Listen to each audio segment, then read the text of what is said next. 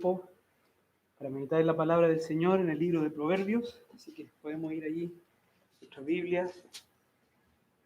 Saludamos también a quienes nos pudiesen estar mirando, ¿no es cierto?, por el YouTube. Dios les bendiga también. Bien, vamos al libro de Proverbios. Hoy día vamos a estar en el capítulo 12, vamos a estar meditando en los primeros 23 versículos, los primeros 8 versículos, los primeros 8 versículos solamente. Sentí la tentación de alargar un poquito más, pero dije, no hemos avisado de vigilia de amanecida, así que vamos a quedarnos con los 8 nomás, ¿ya? Así que, bien, leemos entonces Proverbios capítulo 12, verso 1 al verso 8, dice así la palabra del Señor. El que ama la instrucción, ama la sabiduría, mas el que aborrece la reprensión es ignorante. El bueno alcanzará favor de Jehová, mas él condenará al hombre de malos pensamientos. El hombre no se afirmará por medio de la impiedad, mas la raíz de los justos no será removida. La mujer virtuosa es corona de su marido, mas la mala como carcoma en sus huesos. Los pensamientos de los justos son rectitud, mas los consejos de los impíos engaño. Las palabras de los impíos son acechanzas para derramar sangre, mas la boca de los rectos los librará. Dios trastornará a los impíos y no serán más, pero la casa de los justos permanecerá firme. Según la sabiduría es alabado el hombre, mas el perverso de corazón será menospreciado. Permítame una breve palabra de oración. Padre, estamos ante tu presencia, Señor, y en esta hora, Padre, concédenos en tu infinita misericordia ser iluminados, Padre Celestial, para que esta palabra que es viva, que es eficaz, que tú inspiraste, Señor, para que hoy día nosotros podamos leerla, podamos meditarla. Concédenos, Señor, que ella pueda obrar en nuestras vidas conforme a tus propósitos. Concédenos tener oídos para oír, concédenos tener un corazón dispuesto para, Dios mío, poner por obra tu palabra. Padre, ayúdame a ser un instrumento en tus manos, Señor, que seas tú obrando y trabajando en la vida de cada uno. Te lo pido todo esto en el nombre de Cristo. Amén. Amén. Bien, mis hermanos, entonces ha sido increíble, ¿no es cierto?, cómo han pasado los meses, las semanas estudiando este precioso libro, ¿no es cierto?, un libro práctico, un libro de mucha sabiduría, un libro en donde podemos vernos identificados en distintas situaciones personales, ¿no es cierto?, de la cotidianeidad de la vida, y damos gracias al Señor por un libro como Proverbios, ¿no es cierto? Yo sé que aquí hay algunos hermanos que les gusta la doctrina profunda, ¿no es cierto?, les gusta el razonamiento teológico, pero en este libro encontramos, ¿no es cierto?, algo más práctico, algo más sabiduría, como hemos dicho, como algunos de mis hermanos han dicho, sabiduría para la vida, lo cual también es algo muy hermoso. Y hoy día, después de los primeros proverbios, la mayoría de los proverbios tiene que ver, ¿no es cierto?, con, son proverbios comparativos, ¿ya?, donde el escritor, ¿no es cierto?, inspirado por el Espíritu Santo, desea mostrarnos por medio de distintos aspectos de la experiencia y el carácter humano, las diferencias o los contrastes entre el hombre justo, el hombre recto, el hombre sabio y el hombre impío, el hombre malvado o el hombre falto de sabiduría, ¿ya? Eso es básicamente lo que vamos a ver hoy día, que se repite también en otros proverbios, ¿no es cierto?, este contraste entre el justo y el perverso, ¿no es cierto?, o el impío.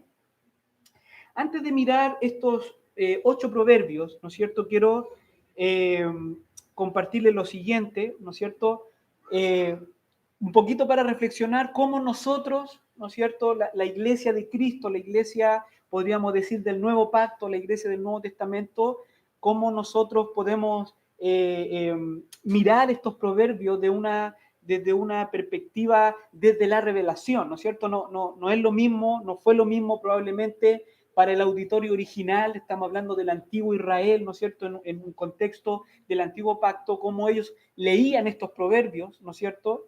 Esta sabiduría, como hoy día también nosotros los leemos o los debiéramos leer, ya que se ha completado la revelación. Hoy día nosotros, como dice el propio Nuevo Testamento, el libro de Hebreos, por ejemplo, somos unos privilegiados porque muchos de nuestros hermanos del pasado murieron creyendo y viendo y teniendo la esperanza de algunas cosas que para nosotros hoy día son una realidad que nosotros ya miramos al pasado.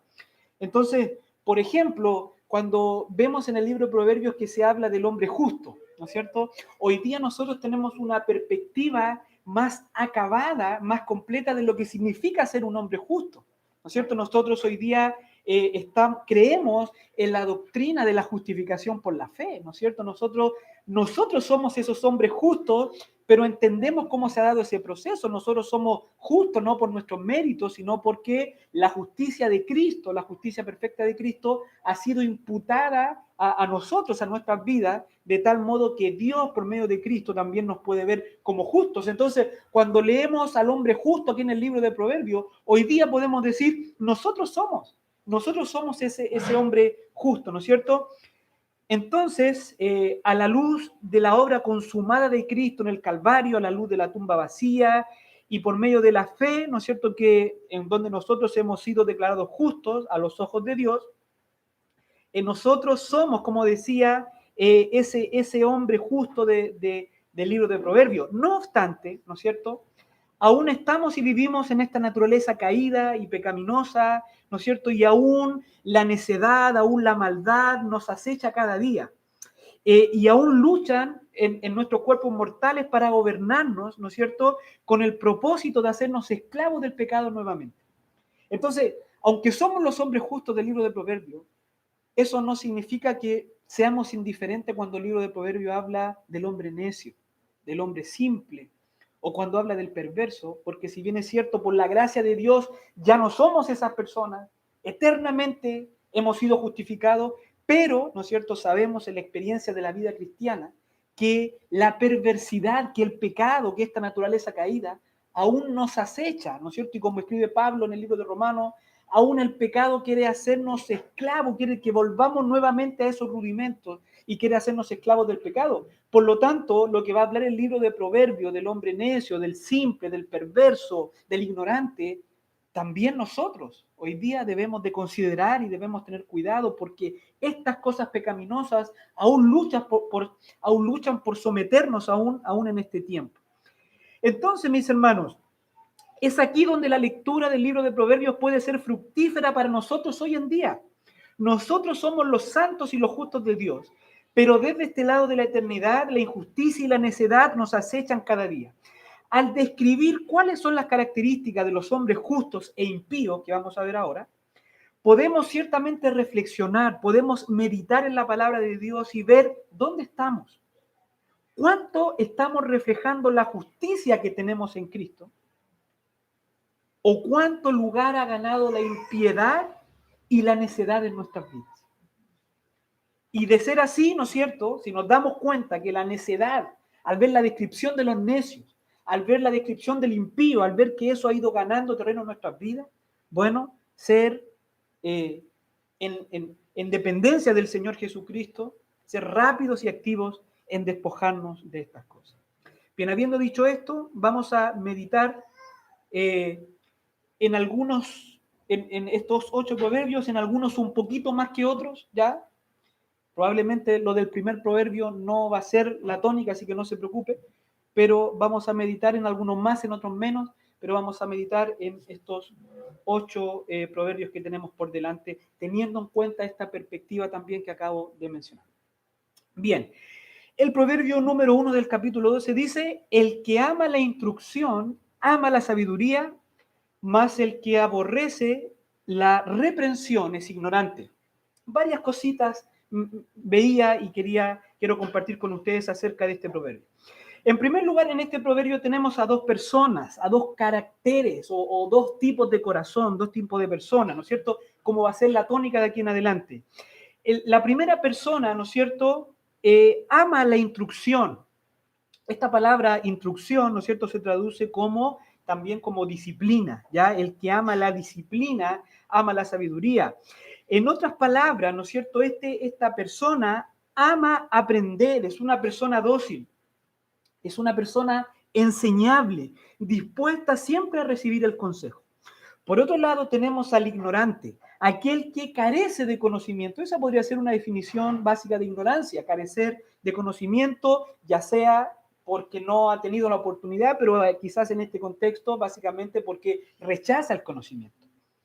Ah, ahora, ¿cuál es la conducta del ignorante? ¿No es cierto? ¿Cómo se describe al ignorante en este proverbio? Dice que desprecia la reprensión. En otras palabras, no le interesa aprender de nadie, no es enseñable, él es sabio en su propia opinión, está convencido de que la razón ha nacido y muere con él mismo. Algunos elementos importantes a resaltar que están implícitos en este proverbio. Por ejemplo, el hombre sabio reconoce que otros pueden ayudarle. Eso es base del hombre sabio, ¿no es cierto? Si el hombre sabio ama la disciplina, ama la instrucción, ¿no es cierto? Implícitamente el hombre sabio es alguien que reconoce, que entiende que otros pueden ayudarle. El hombre sabio reconoce que no sabe todas las cosas, que hay sabiduría y entendimiento en otros lugares que no sea él mismo y que no sea su propia opinión. En primer lugar, el hombre sabio entiende que necesita la instrucción de la palabra de Dios. Llevando esto a la práctica y llevándolo a nuestro tiempo, el hombre sabio es diligente en conocer la palabra de Dios, en leerla, en meditarla, en obedecerla, porque sabe que allí hay sabiduría, porque sabe que eso es palabra de Dios y él, como un hombre sabio, sabe que necesita de Dios. En segundo lugar, el hombre sabio no desprecia los canales a través de los cuales puede ser bendecido con la instrucción de la palabra de Dios. Como por ejemplo, escuchar, ¿no es cierto?, atentamente su palabra en un contexto de la enseñanza pública, como lo que estamos haciendo ahora, ¿no es cierto? O como también puede ser el consejo, ¿no es cierto?, de un pastor, de un hermano maduro, ¿no es cierto? El hombre sabio, el hombre entendido, entiende que de vez en cuando, ¿no es cierto?, necesita también del consejo de sus hermanos.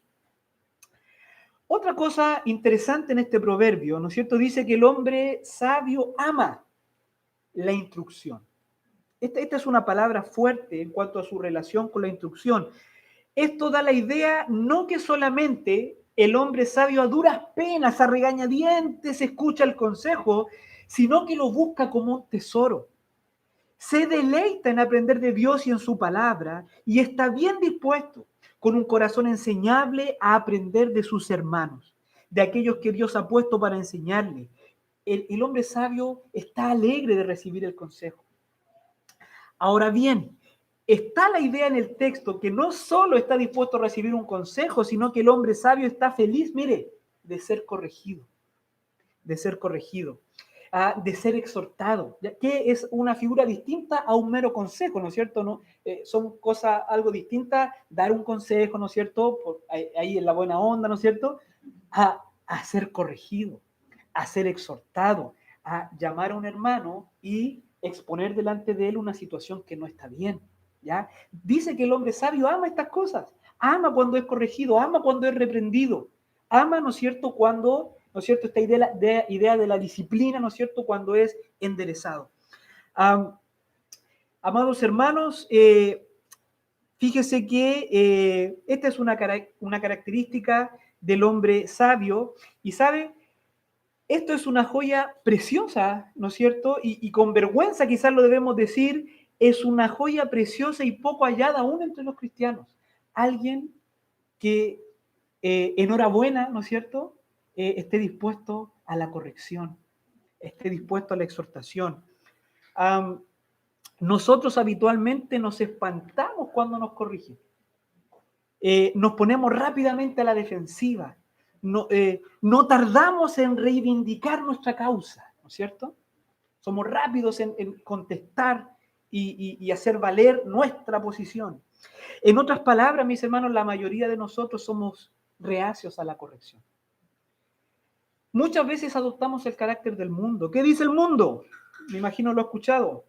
A mí nadie me dice lo que tengo que hacer, ¿no es cierto? Nadie me dice lo que tengo que hacer. Bueno, eso es un dicho total y absolutamente mundano. Este proverbio dice que eso es ignorancia. Así habla el simple, el necio, el ignorante. Todos nosotros, amados hermanos, todos nosotros, desde nuestro pastor hasta todos nosotros, eh, necesitamos, amados hermanos, el consejo y la reprensión y la instrucción de la palabra de Dios. La que muchas veces vendrá, ¿no es cierto?, a través de su pastor, a través de algún hermano, ¿no es cierto? Y necesitamos estar dispuestos. Recuerde, amado hermano, amada hermana, eh, el hombre sabio tiene un carácter enseñable. Mire, para terminar este punto, este carácter enseñable, dócil, obediente, fue también el carácter de Cristo. ¿Ya? Nuestro Señor Jesucristo exhibió en su vida terrenal este carácter, ¿no es cierto?, obediente, este carácter dócil. Si usted va allá al libro de Hebreos en el capítulo 5, el verso 7 dice, y Cristo en los días de su carne, ofreciendo ruegos y súplicas con gran clamor y lágrimas al que le podía librar de la muerte, fue oído a causa de su temor reverente. Miren lo que dice el verso 8. Y aunque era hijo, por lo que padeció, aprendió la obediencia, ¿no es cierto? Y habiendo sido perfeccionado, vino a ser autor de eterna salvación para todos los que le obedecen. Amados hermanos, aún el Hijo de Dios en los días de su carne, en su naturaleza humana, aprendió la obediencia. Como también dice Filipenses capítulo 2, verso 8, y estando en la condición de hombre, se humilló a sí mismo, haciéndose obediente hasta la muerte y muerte de cruz. Este carácter dócil, ¿no es cierto?, dependiente, enseñable, es el carácter que también nos enseña y que reflejó nuestro Señor Jesucristo. Entonces, recuerda, amado hermano, el sabio ama la instrucción. Aún recibe con alegría la corrección, mas los ignorantes rechazan todas estas cosas. El proverbio verso 2 dice, el bueno alcanzará el favor de Jehová, mas él condenará al hombre de malos pensamientos.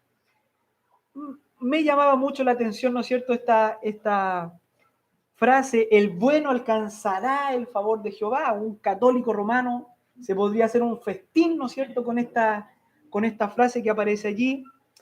Bueno, hay varias cosas que tal vez nos vienen a la mente al leer este proverbio así, a secas, así rápido. Por ejemplo, no sé, alguien puede decir, bueno, dice que el bueno alcanzará el favor de Jehová, pero a mí siempre me enseñaron, ¿no es cierto?, sobre todo estos hermanos calvinistas, no, siempre me enseñaron que no hay nadie bueno, ¿no es cierto?, no hay nadie bueno, ¿no es cierto?, que todos somos pecadores, pero aquí dice que el bueno alcanzará el favor de Jehová. O tal vez alguno pensará, bueno, ¿este texto acaso no está diciendo que necesitamos ser buenos para alcanzar el favor de Jehová? ¿No es cierto? ¿Acaso esto no iría en contra de la doctrina de la salvación por la sola fe?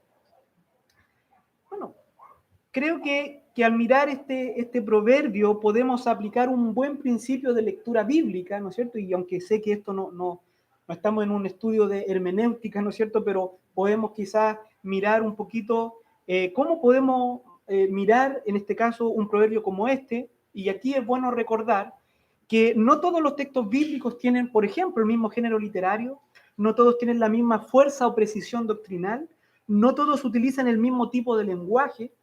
Debemos también tener muy en cuenta la progresión de la revelación, ¿ya? No es lo mismo leer algo levítico que leerlo en Mateo o en Filipenses, ¿no es cierto? Eso no atenta con que una escritura es más importante que otra o que una es más inspirada que otra, sino simplemente que en la Biblia hay géneros literarios distintos, ¿no es cierto?, que se leen con reglas, digamos, de lectura distintas.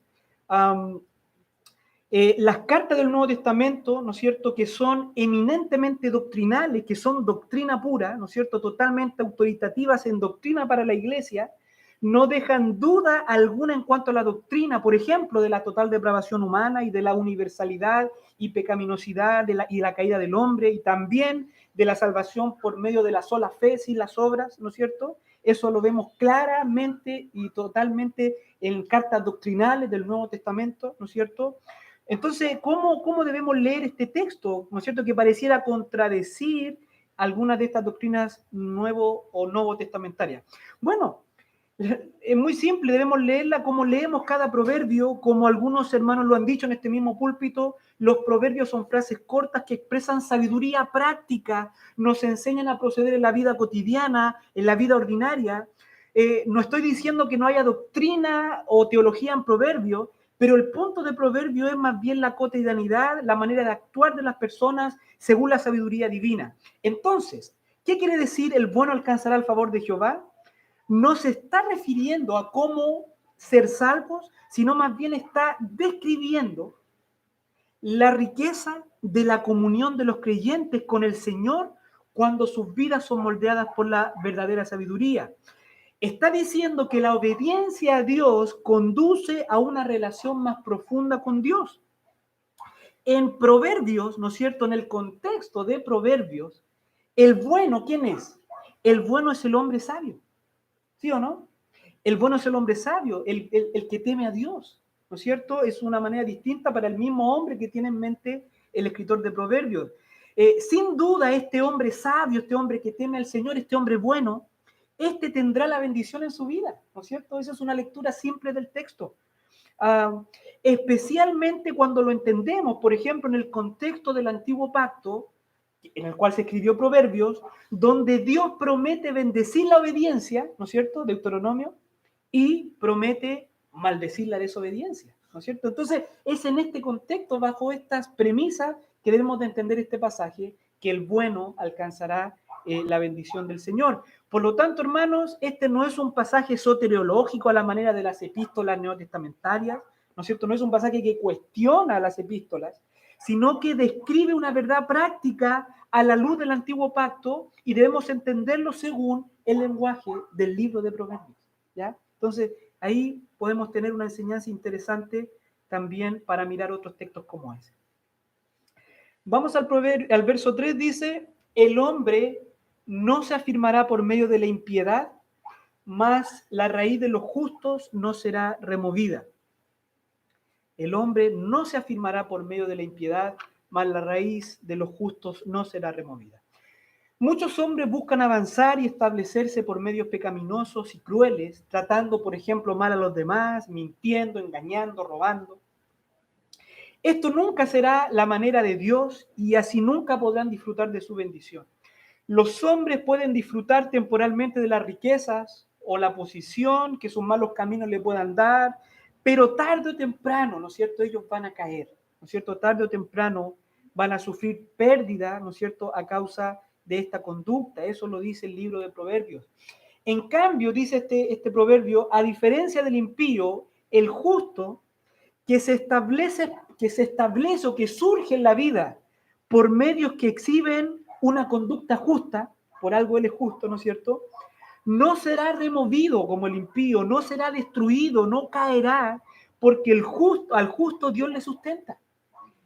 En Proverbios y en otros pasajes de la literatura poética o sapiencial, el justo es ilustrado como un árbol bien plantado, como con una raíz profunda, a prueba de tormentas y corrientes de ríos, ¿no es cierto? Y así es la vida del justo, no será removida jamás. ¿Por qué? Porque es Dios quien le sustenta. A diferencia de cómo este tipo de literatura describe al impío, ¿no es cierto? Como el tamo que arrebata el viento, el impío es inestable, ¿no es cierto? El impío, tarde o temprano, la ruina va a llegar sobre él. Puede disfrutar, ¿no es cierto?, de algunos placeres temporales, pero tarde o temprano el impío, ¿no es cierto?, va a caer. En cambio, el justo, ¿no es cierto?, es como un árbol con una raíz poderosa. Podríamos decir, mis hermanos, a la luz del Nuevo Testamento, que no seremos jamás removidos porque estamos en la roca, la cual es Cristo.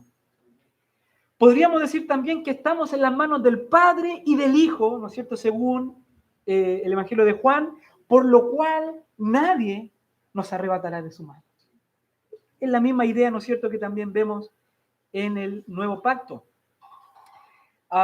Verso 4 dice, la mujer virtuosa es corona de su marido, mas la mala como carcoma en su hueso.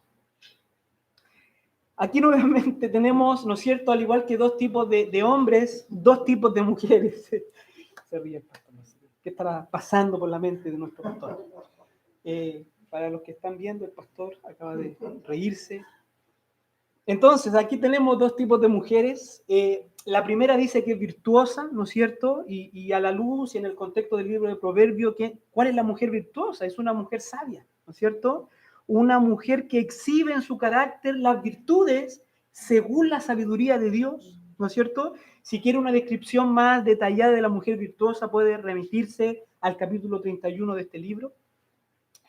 Dice este proverbio que la mujer virtuosa es corona de su marido. ¿Qué significa, no es cierto, que la mujer virtuosa, no es cierto, sea corona de su marido? La corona siempre es símbolo de honor y de renombre. Entonces esto podría significar que la mujer virtuosa es la que da honor a su marido, es la que lo respeta, ¿no es cierto? Según también vemos en el Nuevo Testamento. Es quien le concede el lugar que Dios le ha dado al marido en la familia, quien le da honor. La segunda mujer que aparece en este proverbio dice que esta mujer es mala o malvada. Otra traducción dice que esta mujer es la que avergüenza, ¿ya? Es la que avergüenza a su marido.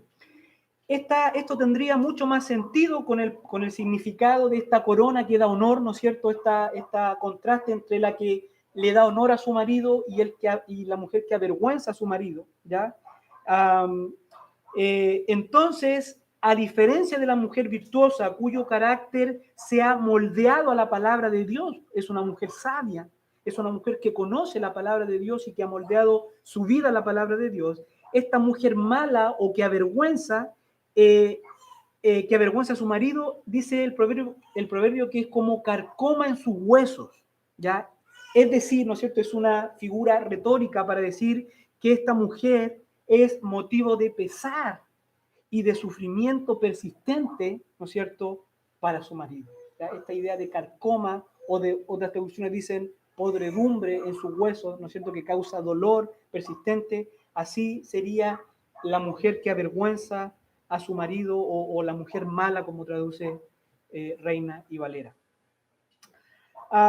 Este proverbio, amado hermano y amada hermana, puede ser una buena fuente de reflexión para cada esposa cristiana, ¿no es cierto? Aquí hay entre nosotros alguna esposa cristiana.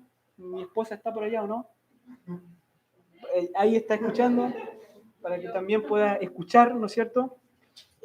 Podría ser una fuente de reflexión, ¿no es cierto?, para cada esposa cristiana en relación a su marido. No se preocupe que la palabra de Dios también nos da harto a nosotros, los varones, los esposos, así que en algún momento también hay algo para ustedes. Entonces, puede ser una buena reflexión. Podemos decir, bueno, estoy siendo o estoy creciendo en estas virtudes de una mujer sabia, de una mujer conformada, moldeada a la palabra de Dios, y por tanto estoy siendo esta mujer, este complemento, esta mujer que da honor a su marido, ¿no es cierto? Es un buen motivo para pensar, o estoy siendo semejante a una mujer malvada, estoy siendo semejante a una mujer que avergüenza a su esposo. Es una buena reflexión también para nuestras esposas cristianas. El verso 5 dice, los pensamientos de los justos son rectitud, más los consejos de los impíos engaño. Otra vez, mis hermanos, dos personas y sus pensamientos, ¿no es cierto? Aquí este proverbio habla de los pensamientos del justo y del impío. Los pensamientos de los justos dice que son rectos. El justo piensa conforme a la justicia, conforme a la verdad, conforme a la honestidad, a la misericordia, al amor, a todas estas cosas que son parte de la sabiduría de Dios. El justo piensa así. El justo no es solamente un hombre, una mujer que actúa bien, que actúa de una manera justa, sino que en su interior, en su corazón, en sus pensamientos hay justicia. La conducta es un reflejo de lo que hay en el corazón. En el lenguaje del nuevo pacto, ¿no es cierto?, los justos tenemos una mente renovada. Los justos tenemos la mente de Cristo, ¿no es cierto? Mientras que los pensamientos o el consejo de los impíos, es decir, de aquellos que desprecian la sabiduría, son engaño o son engañosos o son malvados. El impío, antes de cometer la impiedad, evidentemente maquina, delibera en sus pensamientos cómo hacer el mal. Tanto la piedad como la maldad provienen del interior del hombre, provienen del corazón. Los justos podemos tener pensamientos de rectitud porque hemos sido santificados por Dios y constantemente estamos siendo limpios por la palabra de Dios. En cambio, el impío que no conoce a Dios, sus pensamientos son el producto de su naturaleza pecaminosa, la cual no ha sido regenerada. Y un día Dios juzgará a todo hombre, no solo por sus actos, sino por las intenciones del corazón, como dice Pablo en Romanos 2:16, el día en que Dios juzgará por Jesucristo los secretos de los hombres conforme a mi evangelio. Verso 6 dice, la palabra de los impíos son acechanzas para derramar sangre, mas la boca de los rectos los librará. Nuevamente se realiza otra comparación entre los justos y los impíos, ahora en relación a sus palabras. Así como las cosas que piensan tanto los justos como los impíos son muy distintas, ¿no es cierto? Así también lo que habla el justo y el impío, ¿no es cierto? También son palabras y son cosas muy distintas. Ciertamente son malos, ¿no es cierto? O malvados aquellos cuyas palabras son acechanzas para derramar sangre. Su lengua es como espada dirigida contra los que se cruzan en su camino, ¿no es cierto? Los buenos a quienes ellos odian y persiguen.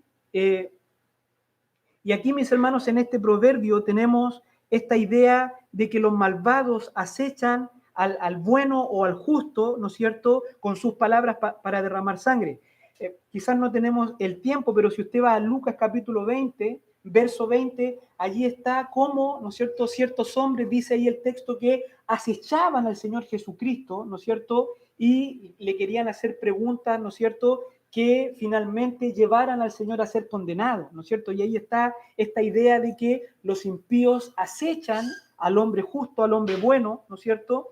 Y pareciera que esta es la misma idea o la misma escena. Este parece ser el sentido de este proverbio 6, en donde los malvados están prestos a dar falso testimonio para que se condene al inocente, mientras que los justos dicen la verdad en el juicio y de este modo lo ponen a salvo. Eso significa que más la boca de los rectos los librará en un contexto de un pleito, de un juicio, ¿no es cierto? Los malvados acechan con sus palabras para llevar al juicio al inocente, en cambio los justos hablan la verdad, hablan con honestidad, a tal punto que libran al inocente, ¿no es cierto?, de estas acechanzas de los malvados. En otras palabras, los impíos mienten, acusan, acechan a los inocentes para hacerlos morir, mientras los justos siempre defenderán la justicia y por tanto librarán o pondrán a salvo a los inocentes en el juicio. Verso 7 dice, Dios trastornará a los impíos y no serán más, pero la casa de los justos permanecerá firme. Este proverbio es similar al del verso 3, ¿no es cierto? Esta idea del justo que está firme, ¿no es cierto? Mientras el impío es inestable. Nuevamente aquí está la idea de la inestabilidad y el triste final de los impíos y la firmeza y la estabilidad de los justos. Otra traducción dice, los impíos son derribados y ya no existen. Otra vez aquí ocurre algo similar con lo que vimos en el proverbio verso 2, ¿no es cierto? Cuando un católico romano podía tomar ese texto y hacer un argumento. Aquí en este texto, si usted lo mira bien, ¿no es cierto? Verso 7, un testigo de Jehová o un adventista serán rápidos intérpretes para mostrarles en este verso la doctrina del sueño del alma o la doctrina del aniquilacionismo, ¿no es cierto? Esta idea de que los malvados serán prontamente aniquilados y no habrá un castigo eterno. Pero lo que el proverbio está diciendo es sencillamente que desde el punto de vista terrenal, de la vida aquí en la tierra, tarde o temprano el impío va a cosechar el fruto de su propio camino, será aguillotinado por las cuerdas de su propio pecado y será derribado, y su gloria y su riqueza y su influencia morirán con él. Eso está diciendo este texto, como lo dicen muchos otros proverbios y también otras partes de este tipo de literatura. Desde su vida y su influencia aquí en la tierra ya no serán más. Este pasaje no está hablando nada de lo que espera a los hombres después de la muerte o del castigo que espera a los malvados desde el otro lado de la muerte, sino que este texto está hablando del término abrupto de la vida, su poder y su influencia en la tierra por parte de los impíos.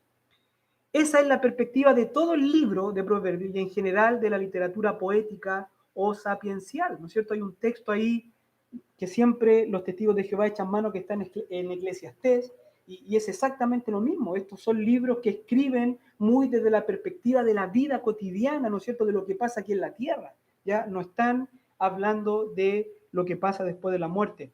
En contraste, ¿no es cierto?, dice que el impío va a ser trastornado y ya no va a estar más desde el punto de vista terrenal. En contraste, la casa de los justos permanecerá firme, es decir, Dios va a preservar, Dios va a sustentar a la descendencia, a la familia de los justos. Y esto es una promesa que vemos en toda la Biblia. A causa de la fidelidad de un hombre, de una mujer, Dios, ¿no es cierto?, en un sentido general, no es una regla, ¿no es cierto?, no aplicamos literalmente, cree tú y serás salvo tú y tu casa, pero sí en un sentido general, Dios bendice, ¿no es cierto?, a la familia de su gente, de los fieles, ¿no es cierto? En este sentido, por ejemplo, John MacArthur dice, las recompensas de la vida sabia no son solo para los individuos, sino que redundan en toda la familia. Eso es lo que está diciendo este texto. Este texto tampoco está hablando de la vida eterna de los justos, ¿no es cierto?, sino que a diferencia del impío, la influencia justa de los hombres rectos seguirá con su descendencia. La casa del justo permanecerá firme. A eso se refiere. A diferencia del impío que es trastornado de repente y su influencia muere con él, ¿no es cierto?, su posición, eso va a afectar a su familia. En cambio, la casa del justo se va a ver bendecida a través también de su descendencia. En ese sentido, su casa está firme. Y por último, mis hermanos, verso 8 dice, según su sabiduría es alabado el hombre, mas el perverso de corazón será menospreciado. Este proverbio compara, ¿no es cierto?, la reputación del justo y la del impío, o lo que ellos obtienen de las demás personas. La reputación, mis hermanos, o el testimonio público, es algo importante en las Escrituras. Dios es un Dios que ama su reputación.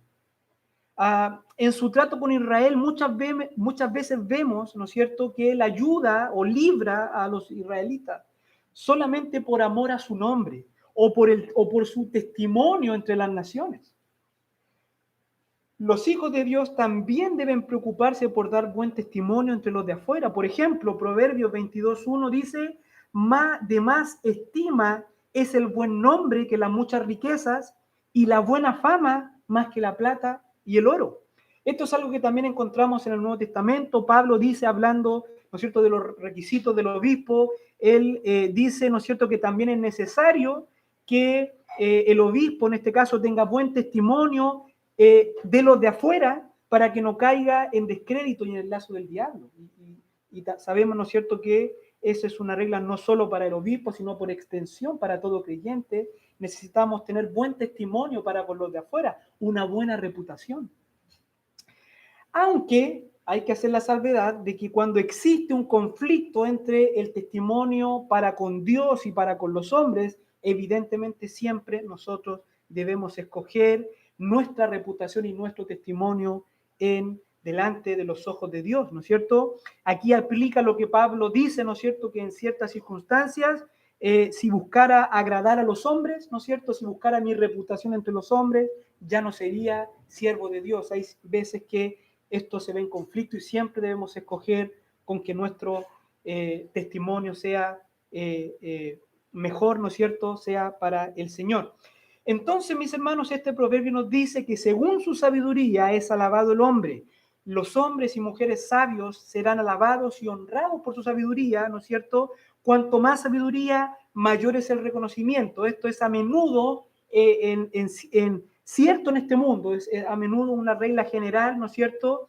Pero siempre va a ser cierto en el mundo venidero, ¿no es cierto? El Señor siempre va a valorar, siempre va a recompensar, ¿no es cierto?, la vida de un hombre justo, de una mujer que procura agradar al Señor, aunque eso no siempre sea visto aquí en la tierra, el Señor siempre lo va a considerar. En cambio, dice este proverbio, el que tiene un corazón torcido o perverso no recibirá alabanza, no tendrá una buena reputación en general, ¿no es cierto? Aunque sabemos que hay excepciones a la regla, personas que por mucho tiempo han hecho cosas en lo oculto, ¿no es cierto? Y que han mostrado una apariencia de alabanza. Bueno, pero en lo general, ¿no es cierto? El hombre perverso no recibirá buena alabanza, sino que será menospreciado, y si no es en esta tierra, un día será menospreciado por el Señor. Así que esto ha sido, mis hermanos, esto ha sido la meditación de la palabra del Señor en este día. Que el Señor esté utilizando su palabra, que el Señor esté obrando a través de su palabra en nuestros corazones, ¿no es cierto? Que este contraste entre el hombre justo, el hombre que teme al Señor, el hombre sabio y el hombre ignorante, el hombre necio, ¿no es cierto? Pueda enseñarnos, pueda llevarnos a meditar, pueda llevarnos a considerar la palabra del Señor, ¿no es cierto? De tal manera que siempre en el poder de Dios, bajo la dependencia del Espíritu Santo, ¿no es cierto?, nosotros busquemos serle más y más agradable al Señor. Permítame orar para terminar. Padre, le damos muchas gracias por la meditación de su palabra, porque siempre es buena, porque siempre es edificante. Dios mío, gracias porque tenemos tu palabra, porque ella siempre nos guía a lo mejor, porque ella siempre nos enseña, nos exhorta, nos corrige, porque es como una espada, porque es como un martillo. Señor, ayúdanos, como decía en un comienzo, a tener oídos para oír, a tener un corazón dispuesto para considerar el consejo de su palabra y para ponerlo por obra. Te damos gracias, Señor, por alimentarnos con tu preciosa palabra. Bendícela en cada uno de los corazones de mis hermanos, tanto de los que están presentes como de los que también pudiesen estar escuchándonos en sus hogares. Dejamos este tiempo en tus manos. Todo lo que se ha dicho a ti pertenece en el nombre de Cristo Jesús. Amén.